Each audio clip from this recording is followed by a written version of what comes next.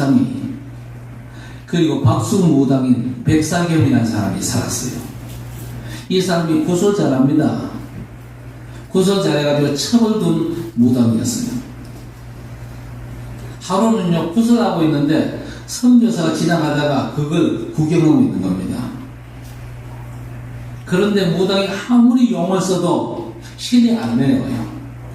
땀을 뻘뻘 흘리면서 애를 쓰는데 애만 쓰지 신이 안 내려오기 때문에 이 무당이 안 되는, 굿이 안 되는 겁니다. 그 모습을 보고 선교사가 뭐라고 그러느냐, 자식 망하게 하면 무당짓 그만하고 예수 믿고 전당 가세요, 그렇게 말했답니다. 그리고 선교사가 갔는데 선교사 가고 나가지고 선교사 가고 나니까 귀신이 내려가지고 겨우 굿을 맞췄대요. 그런데 이 무당이요 충격을 받았습니다. 내가 생각하는 귀신보다 훨씬 더 큰 신이 있구나. 그렇죠? 그러니까 선교사가 와 있을 때는요 선교사가 모시고 있는 하나님 때문에 이 무당이 섬기는 신이 안 내려올 겁니다. 그 사실을 알고 충격을 받았어요. 그리고 선교사의 말이 마음에 딱 박혀가지고 내가 계속 이 짓 하다가 저 큰 신한테 큰 화를 당하지. 화를 당하면 우리 자신 망할 수가 있겠다. 이래가지고는요 선교사를 찾아갔어요. 어떻게 하면 내 자식 잘 될 수 있겠냐, 그렇게 물었습니다. 그때 선교사는요 예수 믿으면 자식 잘 되고 복 받는다고 그렇게 대답을 해주었습니다. 그래서 이 무당이를 청산하고 온 가족들이 하나님 앞에 돌아오게 되었습니다. 자, 그런데 마침 선교사의 교회가 건축하게 됐는데 돈이 없어가지고 공사를 중단하게 됐어요. 그런데 무당짓 하다가 돌아온 이 사람, 무당일 해가지고 돈을 많이 벌었다 그랬잖아요. 그 돈 가지고 사놓은 땅이 있는데 그 땅을 팔아가지고 교회에 건축 헌금을 했어요. 그래가지고 예배당을 완공할 수 있게 되죠.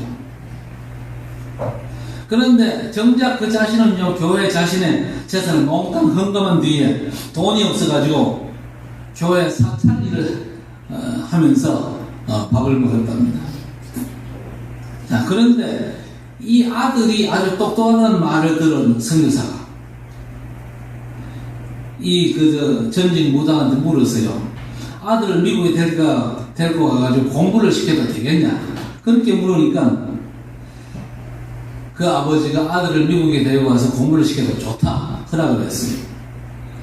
그래서 그 아들이 선교사의 도움으로 미국에서 공부하고 돌아와가지고 우리나라의 초대 참의원 의장, 문교부 장관, 연세대학교 총장을 지났습니다.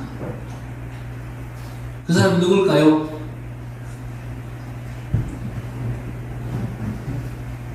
백낙준 박사입니다.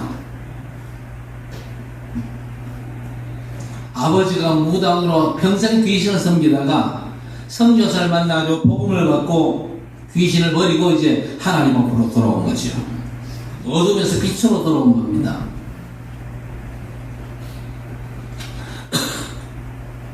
그래서 그 아버지는요 하나님 앞에 아주 중요한 하나의 불씨가 되어가지고 온 가족을 살리고 그 아들은 나라와 교회에 아주 큰 공헌을 한 그런 가정이 되어졌습니다.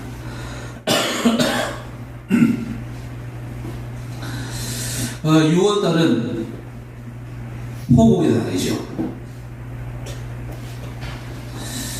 우리나라가 어떤 면에서 백척간도의 위기 가운데 있습니다. 나라를 위해서 진짜 우리가 기도해야 됩니다. 6.25 전쟁이 지난 뒤에 70여 년이 흘렀습니다만요. 분명한 사실이 뭐냐? 그때보다 지금 영적인 상태가 수십 배로 더 심각합니다.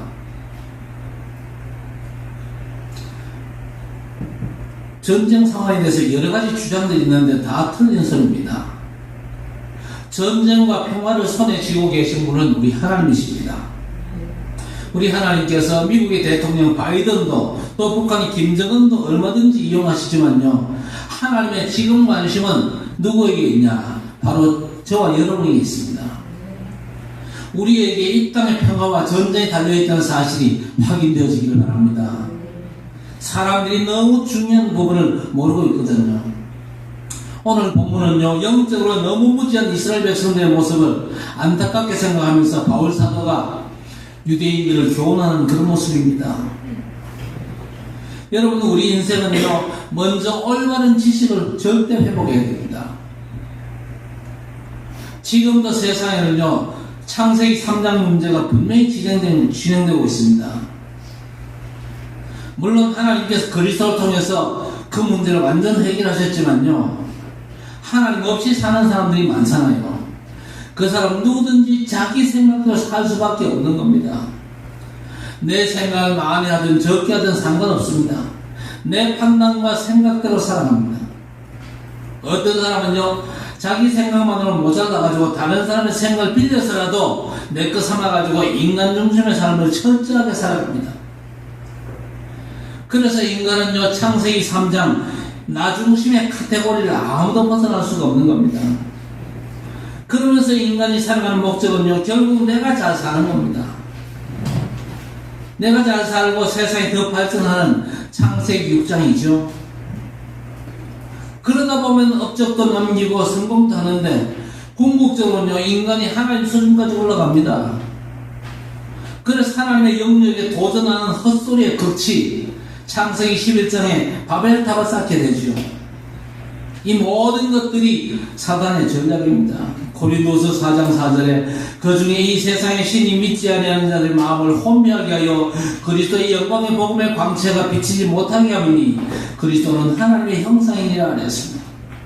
하나님의 형상이신 그리스도를 모르게 하고 다른 걸 붙잡게 만드는 게 사단이 하는 짓입니다. 요한복음 8장 44절에 그는 처음부터 살인한 자요 그 속에 진리가 없으므로 진리에 서지 못하고 거짓을 말할 때마다 제 것으로 말하나니 이는 그가 거짓말장이요 거짓의 아비가 되었으리라 하였습니다. 이 마귀는요, 멸망할 것들을 붙잡도록 지금도 사람들을 속이고 있다는 사실을 여러분이 빨리 파악하시고 여러분 절대 속지 마시길 바랍니다. 그리고 우리가 세상에 발딛고 살고 있지만요, 세상 흐름을 벗어나서 하나님 나라의 역사를 반드시 누리며 살아가야 될 것입니다. 그게 구원 역사거든요. 구원 역사는 지금도 진행 중에 있습니다. 여러분, 구원에 대해서 오해하는 사람은 죽어서 천국 가는 게 구원 아니냐, 그렇게 생각하는데 그것만 구원이 아니거든요. 우리가 이 땅을 살면서도 하나님 나라의 백성으로 천국을 누리며 사는 게 바로 구원입니다. 그런데 안타깝게도 이스라엘 백성들이 하나님의 백성으로 부름받았으면서도 하나님 만나는 길, 그리고 하나님을 누리는 그리스도의 비밀만 놓치고 있었습니다. 그 점은요, 우리도 마찬가지일 수 있습니다. 6.25 전쟁 이후에 하나님의 은혜로 복음이 전파되고 기적적인 성장을 이루었습니다. 그리고 구석구석마다 교회가 세워졌지요. 그런데 안타깝게도 한국은요, 미국 교회, 유럽 교회가 걸어갔던 그 길을 그대로 걸어가고 있는 중입니다. 종교화되고 세속화되는 길을요, 한국 교회가 지금도 가고 있다는 사실을 우리가 깨달아야 될 것입니다. 창세기 2장 17절에 선악을 알게 하는 나무의 열매를 먹지 말라. 내가 먹는 날에는 반드시 죽으리라 했습니다. 하나님께서 선악과를 왜 먹지 말라고 그랬습니까? 선악과를 쳐다볼 때마다 하나님을 의식하고 하나님을 바라보라는 겁니다. 그렇지요. 그게 선악과를 주신 하나님의 이유입니다. 그런데 아담과 하와가 자기 판단과 자기 생각을 더 믿고 죄에 빠져버린 겁니다. 그래서 우리가 빨리 깨달아야 됩니다. 아무리 우리가 선행하고 노력을 한다 할지라도 그 업적과 선행은요, 하나님의 심판대 앞에서는 전부 다 누더기 옷에 불과한 것입니다. 아무런 가치가 없는 것이죠. 그래서 이사야 64장 6절에 무릇 우리는 다 부정한 자 같아서 우리의 의는 다 더러운 옷 같으며 우리는 다 잎사귀같이 시들므로 우리의 죄악이 바람같이 우리를 몰아가나이다 했습니다. 어리석게도 이스라엘 사람들은요, 자기 의에 빠져가지고 하나님이 주신 절대 의 대신 그리스도를 놓쳐버렸어요. 이 땅에 많은 교회들이 좋은 프로그램들로 교회를 가득 채우고 또 선행도 강조하고 지식과 봉사를 독려하지만요, 정작 참복음을 놓친 형편이라는 사실을 우리가 빨리 파악을 해야 됩니다. 우리 삶에 약간의 문제가 있을지라도 참복음, 예수가 그리스도 되신 이 원색 성경적인 복음을 절대 놓치면 안 될 것입니다. 자, 우리 인생은요, 복음 안에서 올바른 지식을 회복해야 됩니다. 하나님께서 주신 이 복음의 비밀을 잃어버리면요, 우선 나 자신을 모르거든요. 모든 인간은 하나같이 아담의 후손으로 태어납니다. 그렇죠? 그래서 모두가 죄인입니다. 절대 핑계댈 수가 없죠. 그래서 성경은 뭘 말씀합니까? 모든 사람이 죄를 범하였음에 하나님의 영광에 이르지 못하더니 그랬습니다. 기록된 바 의인은 없나니 하나도 없으며 그랬습니다. 죄인은요, 죄인을 낳을 수밖에 없습니다. 결국 사람의 모든 것은 하나님 앞에 하나도 의로운 것이 될 수 없는 겁니다. 올바른 영적 지식이 뭡니까? 창조주 하나님께서 우리 인간을 영적 존재로 지으셨습니다. 그리고 만물을 다스리는 복을 주시는 겁니다. 하나님을 알지 못하면요, 만물을 다스리는 축복을 누리기보다 만물의 지배당하는, 만물을 우상으로 숭배하는 그런 어리석음에 빠질 수밖에 없는 겁니다. 지금도 주변 많은 사람들이 우상 숭배하고 있잖아요. 나무 보고 절하고, 돌 보고 절하고, 하늘에 태양 보고 절하고, 달 보고 절하고, 나무 깎아놓고 절하고, 돌로 뭘 만들어놓고 그 앞에다 복달라고 빌고. 대구가 우상 충만한 동네 아닙니까? 하나님을 떠난 인생들은 그럴 수밖에 없는 것이죠. 그래서 세상 피조물들이 안타깝게도 하나님의 아들들이 나타나기를 고대하는 중입니다. 왜냐? 인간들이 다 하나님을 떠나서 우상에 빠져있기 때문에. 그러니까 그 우상 숭배 대상된 그 피조물들이 하나님의 아들들이 나타나기를 지금 고대하고 있다 그 말입니다. 그리고 하나님께서 주의를 주셨잖아요. 그 주일에 안식하라고 명령하셨거든요. 세상 일 열심히 하기 전에 힘부터 얻으라는 겁니다. 우리가 예수 그리스도 복음의 진리를 제대로 알고 회복할 때에 참된 능력과 참된 자유가 누려질 수 있는 것입니다. 자, 그런데 안타깝게도 많은 인생들이 그리스도의 구속을 헛되게 만들고 있습니다. 그리스도께서 이루신 그 완전한 구원의 비밀을 알지 못하고 누리지 못하고 놓치고 있다 그 말입니다. 그 어떤 착한 사람도 선행으로 그리고 노력으로 하나님의 기준에 절대 도달할 수 없습니다. 어떤 방법으로 죄인이 의인 될 수가 없죠. 왜? 우리 인간에게는 이미 사망이 결정되었기 때문에 그렇습니다. 그렇죠. 창세기 2장 17절에 선악을 알게 하는 나무의 열매를 먹지 말라. 내가 먹는 날에는 반드시 죽으리라 하시니라 그랬습니다. 선악과 따먹는 그 원죄에 빠지는 순간 인간에게는요, 사망이 이미 선고가 된 것입니다. 결정된 것이죠. 그래서 모든 인간 죄의 삭선 사망이요, 하나님의 은사는 그리스도 예수 우리 주 안에 있는 영생이니라 그랬습니다. 구원을 위해서 하나님께서 주신 해결책이 영원한 언약의 비밀인 예수 그리스도의 복음입니다. 그래서 히브리서 13장 8절에 예수 그리스도는 어제나 오늘이나 영원토록 동일하시니라 하였습니다. 그런데도 이 완전한 절대 복음을요, 유대인들이 거부를 했습니다. 자기들 체질에 맞지 않고 자기들 사상과도 전혀 다르기 때문에 받아들이지를 않았어요. 오히려 자기들의 그 거짓된 그 의를 앞세우고 바르게 살며 선행을 한다는 자기 생각에 완전 빠져있던 겁니다. 지금도 이스라엘에 가면요, 철저하게 안식일을 지키는 모습을 보거든요. 그러나 오늘 성경은 우리에게 뭘 말씀하고 있습니까? 율법의 마침이 되었는, 그리스도께서 율법의 마침이 되었다고 오늘 분명히 성경은 선언하고 있습니다. 그리스도께서 율법의 마침이 되셨다. 이 말은 무슨 말입니까? 그리스도께서 율법의 요구를 완성하셨다. 그 얘기입니다. 예수께서 율법의 완전한 성취를 이루시기 때문입니다. 그래서 이 축복을 제대로 아는 것이 참 지식이고 잘 믿는 것이 최고의 사역인 줄 믿습니다. 우리는요, 그리스도 복음을 알아야 되고 복음을 잘 누려야 되는 것입니다. 왜 그게 축복입니까? 인간은 절대 불가능하기 때문에 그렇습니다. 그렇지요? 오늘 5절에 모세가 기록하되 율법으로 말미암는 의를 행하는 사람은 그 의로 살리라 하였거니와 했습니다. 이 무슨 말입니까? 하나님께서 완전한 율법을 주셨습니다. 그런데 그 율법을 100% 지키면요, 그 삶은 의로 여겨지지요. 그래서 그 사람은요, 구원이 가능한 겁니다. 레위기 18장 5절에도 너희는 내 규례와 법도를 지키라. 사람이 이를 행하면 그로 말미암아 살리라. 나는 여호와이니라 그랬습니다. 내 규례와 법도를 지키라. 그러면 그로 말미암아 살리라 그랬거든요. 자, 그런데 안타까운 건요, 우리 인간 중에 완전한 하나님의 율법을 제대로 실천할 수 있는 사람이 단 한 명도 없거든요. 단 한 명도 없어요. 아무리 훌륭해도 성인군자라 할지라도 완전한 하나님의 율법을 제대로 지킬 수 있는 인간은 이 땅에 아무도 없습니다.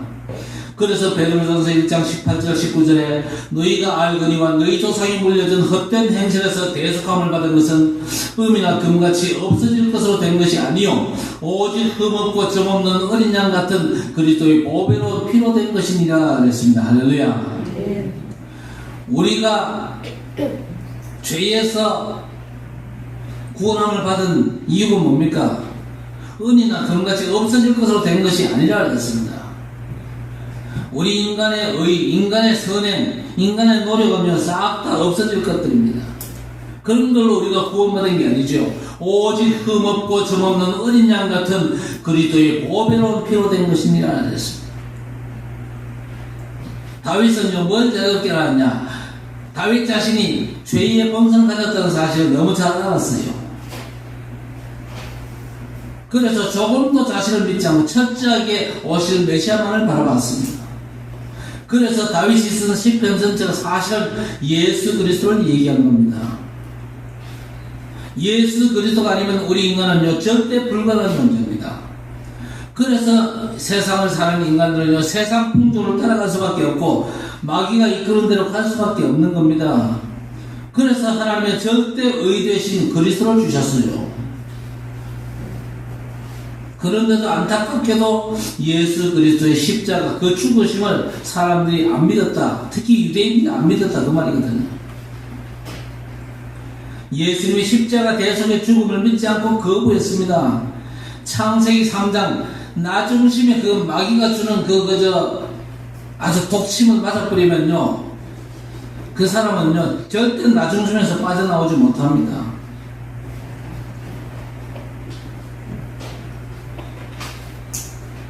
끝까지 나중심으로 고집하고 살아가죠. 자기 노력으로 하나님께 가고자 하는 사람은요, 하늘에 계신 예수님은 자기 힘으로 내려오게 하는 것과 마찬가지라고 했습니다. 자기 노력으로 하나님께 가려고 하는 사람은요, 그리스도의 부활과 승천을 믿지 않는 거예요. 또 자기 고행이나 수행을 통해서 천국 가려는 사람은요, 예수님의 십자가 일을 무효화시키려는 것과 마찬가지입니다. 인간 구원을 위한 그리스도의 고난과 죽음을 거부하는 겁니다. 그게 바로 종교생활 아닙니까? 그러니까 종교생활의 특징이 뭐냐? 고생됩니다. 땀납니다. 그래도 실감은 날 겁니다. 내가 뭘 하고 있구나. 그런 실감은 날 겁니다. 실감은 나지만요, 효험은 전혀 없습니다. 왜냐? 인간의 수고와 노력, 발버둥은요, 하나님 보시기에는 누더기로서 불가다는 것입니까? 여러분, 그래서 종교생활과 복음의 차이를 여러분 잘 아셔야 되는데요. 종교와 복음의 차이가 뭡니까? 종교의 주체가 누굽니까?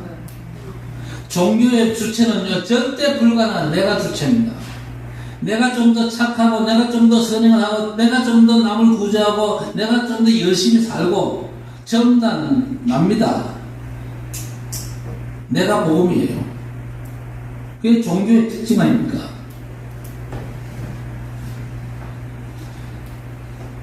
그렇다 할지라도 이 사람들에게는요, 구원의 기쁨이나 감사, 구원의 평안은 절대 없습니다. 여러분, 참 신앙생활의 주체가 누굽니까? 절대 불가능한 내가 아닌 언약 주신 우리 하나님이 주체인 줄 믿습니다. 그렇지? 그래서 신앙생활이 뭡니까? 하나님 주신 약속의 말씀을 굳게 붙잡는 거예요. 말씀 듣고 돌아가도 그 말씀을 내가 지켜야 되는 게 아니거든요. 내가 지켜야 되는 게 아니에요. 내가 지켜야 된다고 생각하면 그 사람 또 종교로 빠지는 겁니다. 하나님께서 주신 약속이기 때문에 하나님, 오늘도 하나님께서 주신 약속의 말씀을 받았습니다.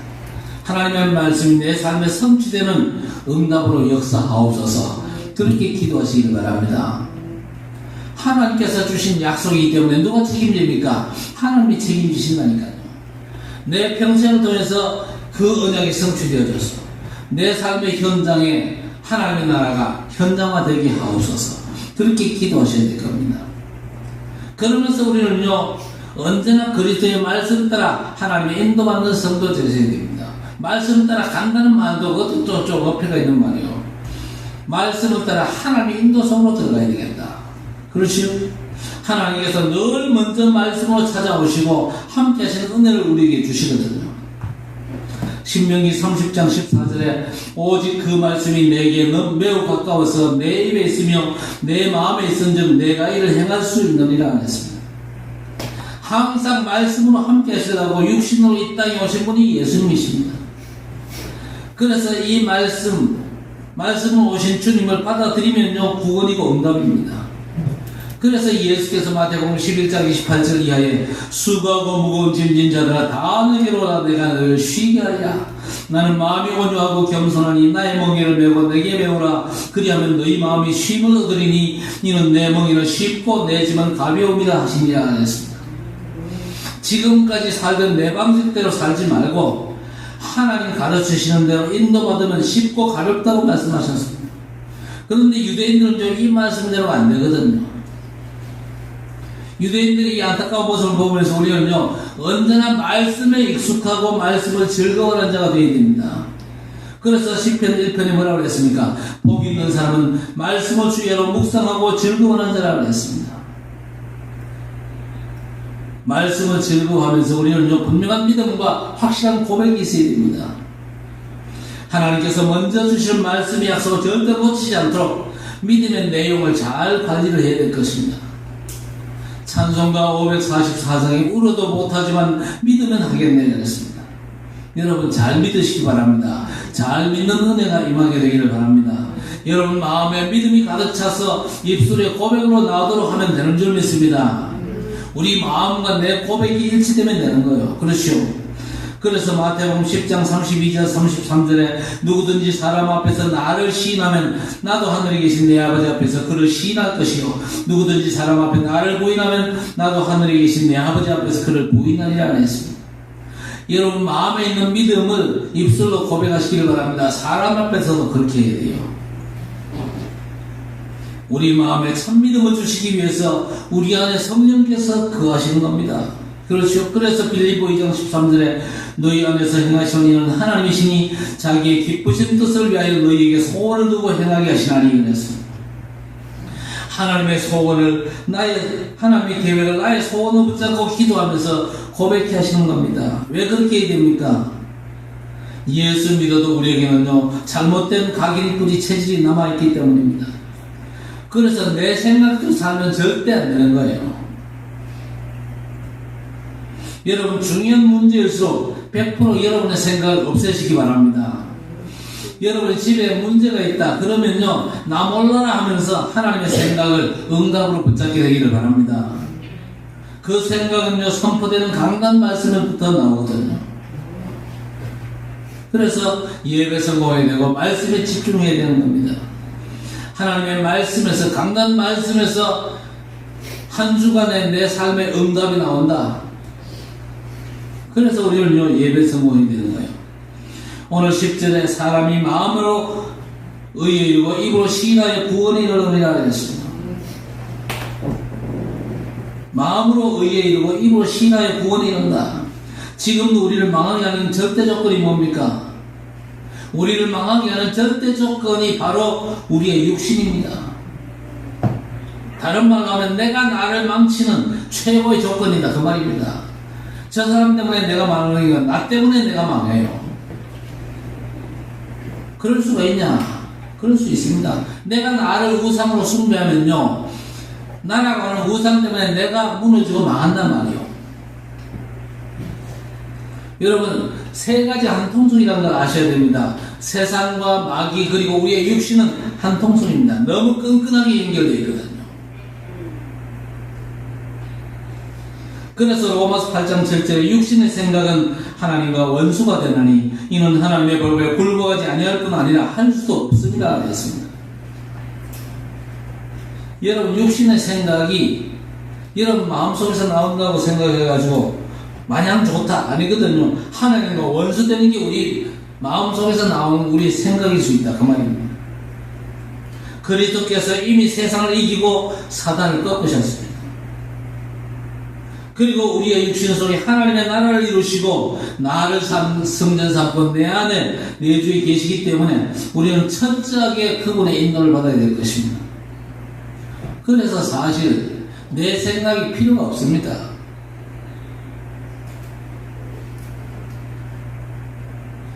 내 생각 말고 그리스도께서 완성하신 구원으로 여러분 자신을 든든히 무장시켜 가시기를 바랍니다.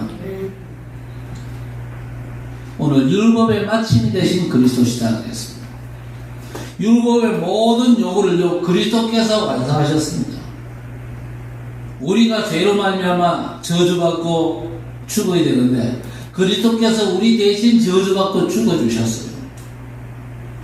그리스도께서 죽으시기 전에 요한복음 19장 30절 십자가 마지막 순간에 다 이루었다고 선언하셨거든요.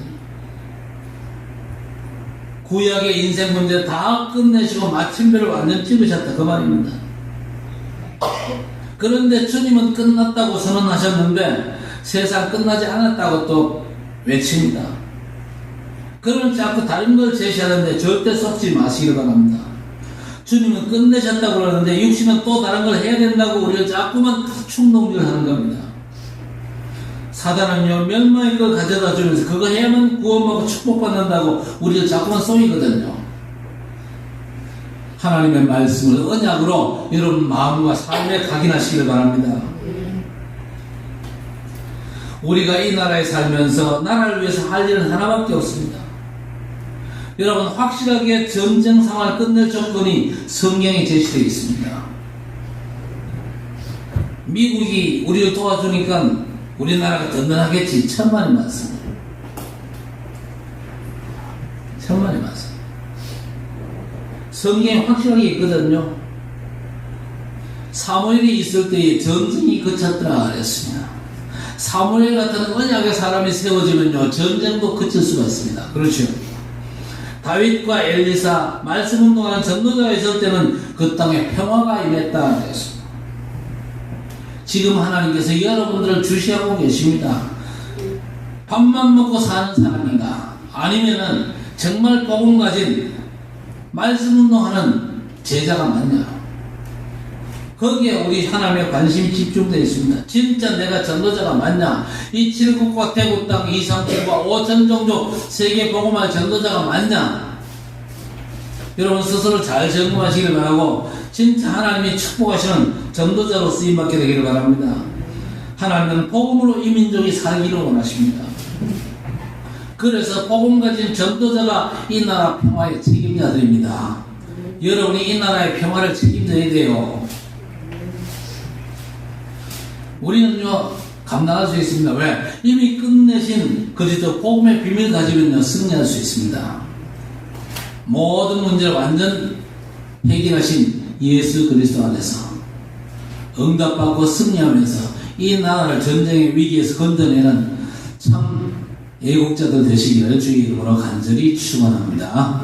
하나님 아버지 감사합니다. 이스라엘 백성들이 온갖 인간적인 방법, 선행과 노력과 발버둥을 쳤지만은 하나님의 절대의 되신 그리스도를 그 번 까닭에 이스라엘이 저주받고 멸망했사온데 하나님 그야말로 이 땅에 오사 우리 인생의 문제를 완전 해결하신 주 예수 그리스도 십자가 지시면서 다 이루었다고 분명히 선언하신 예수 그리스도 복음 안에서 하나님이 우리와 함께 하심을 온전히 누리는 가운데 하나님의 절대 언약을 온전히 성취해 가시는 그 역사를 우리가 구경하면서 하나님의 말씀 따라 인도받는 가운데 하나님께서 우리를 통해서 이 땅에 평화를 주시고 이 땅의 전쟁을 끝내게 하시고 2, 3, 세계와 5천 종족 세계 복음화 감당케 하시는 하나님 역사 속으로 들어가는 참 믿음의 백성들 되게 해 주옵소서. 언약 붙잡고 언약 주신 우리 주님만을 바라보면서 주님의 인도받는 성령의 인도받는 믿음의 백성들로 주의 백성들 든든히 세워 주시옵소서.